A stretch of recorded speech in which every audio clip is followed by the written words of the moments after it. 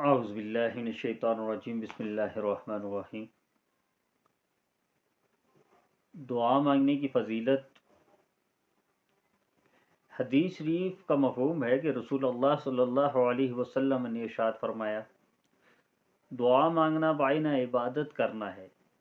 پھر آپ نے بطور دلیل قرآن کریم کی یہ آیت تلاوت فرمائی، وَقَالَ رَبُّكُمُ ادْعُونِي أَسْتَجِبْ لَكُمْ إِنَّ الَّذِينَ يَسْتَكْبِرُونَ عَنْ عِبَادَتِي سَيَدْخُلُونَ جَهَنَّمَ دَاخِرِينَ۔ اور تمہارے رب نے فرمایا، مجھ سے دعا مانگا کرو، میں تمہاری دعا قبول کروں گا۔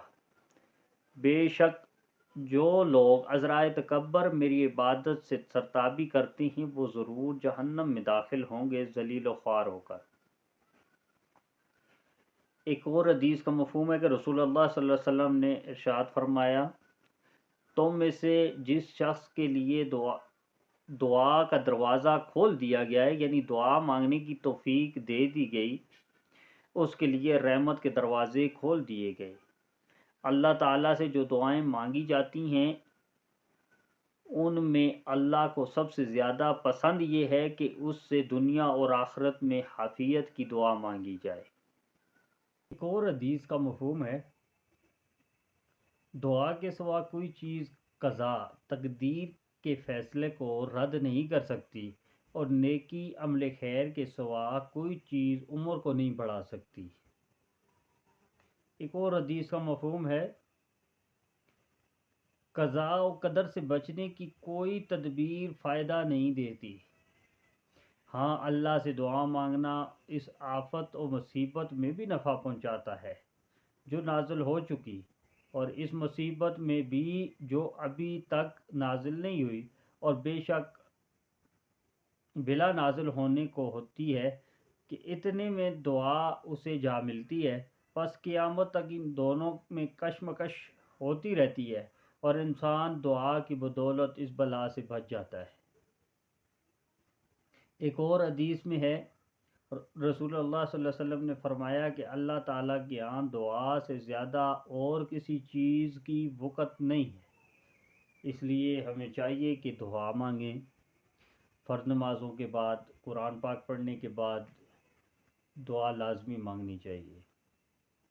ایک اور حدیث کا مفہوم ہے کہ رسول اللہ صلی اللہ علیہ وسلم نے ارشاد فرمایا، جو شخص اللہ تعالیٰ سے کوئی سوال نہیں کرتا اللہ تعالیٰ اس شخص سے ناراض ہو جاتا ہے۔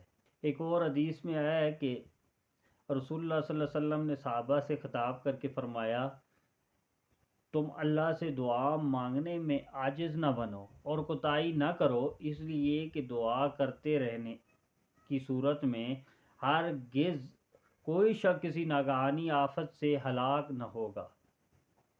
ایک اور حدیث کا مفہوم ہے کہ حضور صلی اللہ علیہ وسلم نے ارشاد فرمایا، جو شخص یہ چاہے کہ اللہ تعالیٰ اس کی دعا سختیوں اور مصیبتوں کے وقت قبول فرمائے، اس کو چاہیے کہ فراخی اور خوشحالی میں بھی کثرت سے دعا مانگا کرے۔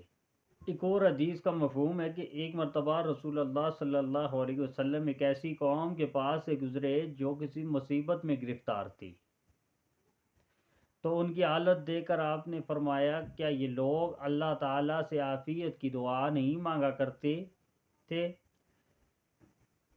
ایک اور حدیث میں آیا کہ رسول اللہ صلی اللہ علیہ وسلم نے ارشاد فرمایا کہ جو بھی مسلمان کسی چیز کے مانگنے کے لیے اللہ تعالیٰ کی جانب اپنا منہ اٹھاتا ہے اور دعا مانگتا ہے، اللہ تعالیٰ اس کو وہ چیز ضرور دیتا ہے، یا وہی چیز اس کو فی الفور دے دیتا ہے، یا اس کے واسطے دنیا یا آخرت میں اس کو ذخیرہ کر دیتا ہے۔